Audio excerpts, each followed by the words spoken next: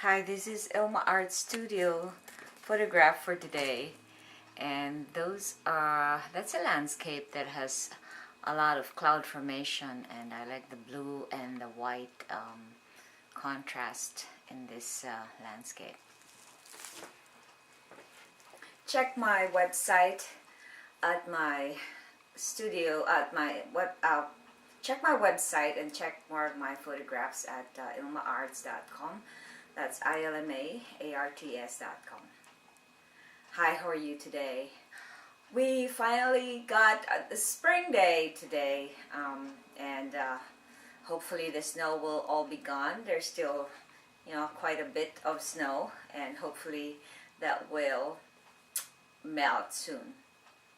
Today I'd like, for my poem devotional, I'd like to focus on Colossians 4 verse 2, which says, "Devote yourselves to prayer with an alert mind and a thankful heart." And here is my poem. Pray with awareness and gratitude. Do you find yourself overwhelmed with life? Do you search everywhere but God's light? Devote yourself to prayer daily. It will alleviate your burden easily. Pay attention to what you think. The enemy can steal if you blink. Always be thankful for what you have. Remember that you are always loved. And here's the essay part of the devotional.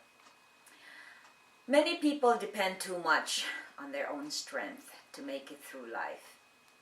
Every day we make a lot of little or big decisions, and if we never consult God with any of the choices we make, we can end up hurting others and ourselves. Self-will was a major contributor to many adversities in my life. I was always taught to be independent and self-reliant. When I studied God's truth, I was surprised to know that I was supposed to depend on God for everything. If I only operate based on my own desires without consulting His plan for me, I run the risk of doing things that will hurt me eventually. Aligning my life's map with God's design for my life will make me reap His promises. The Bible tells us to devote ourselves in prayer with an alert mind and a thankful heart. When we do, we follow God's plan. Prayer. Lord, keep me focused on you. Reflection. What happens when someone is aware and thankful? And that is the end of the essay and the poem. And I'd just like to say a few words about being aware and having a thankful heart and praying.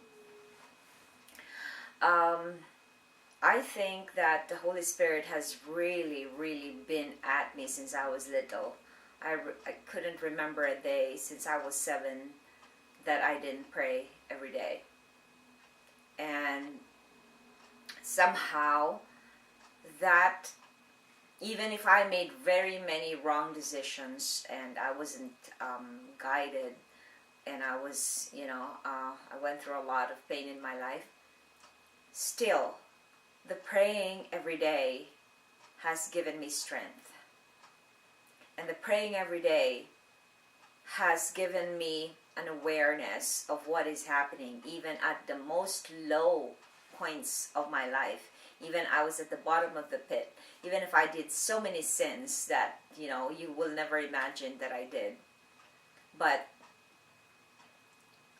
I was so negative when I was doing all the things that I wanted to do in my life, but then I had no love for myself.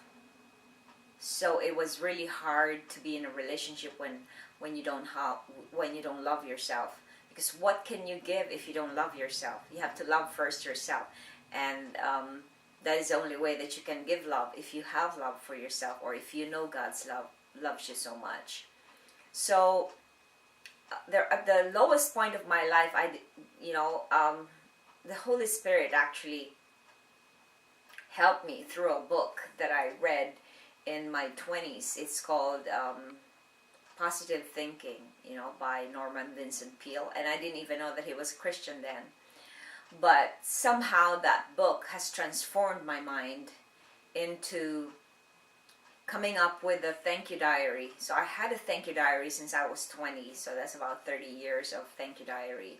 So what the thank you diary did was that I would just have to list any small thing that I have to be thankful for, and that totally changed the way I think. That totally changed my negativity, and it became more positive, and I became, less expecting or asking for. I always had this feeling that I had a right, to be treated this way and that way. But when I started counting all my blessings, that just totally went away. I started becoming more positive, and I started becoming creative, and I started becoming more encouraging to other people as well. So that's the end of the Palm Devotional. I hope you check my website at ilmaarts.com, and I'd like you to check my book at blurb.com and check the bookstore. The book is entitled My Love Affair with Orangeville. It's a photo poetic journal of my story with the place that I am in Canada, which is my hometown, Orangeville.